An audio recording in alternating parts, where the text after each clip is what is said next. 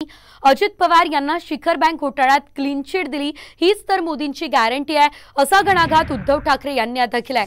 शिखर बँकेतील 25,000 कोटींच्या घोटाळ्यात अजित पवार यांना क्लीन चिट मिळाल्याचं ठाकरे म्हणाले।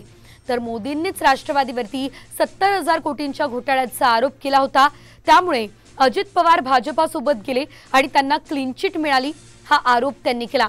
तर रायगडमधील चौलमध्ये जाहीर सभा घेण्यात आली आणि या सभेमध्ये बोलत असताना त्यांनी मोदी आणि राज्य सरकारवरती टीका केली। अजित पवारांना क्लीन चिट म्हणजे शिखर बँकेच्या 25,000 कोटी कर्जाचं वितरणामध्ये काय घोळ केला म्हणून त्यांच्यावरती आरोप केले।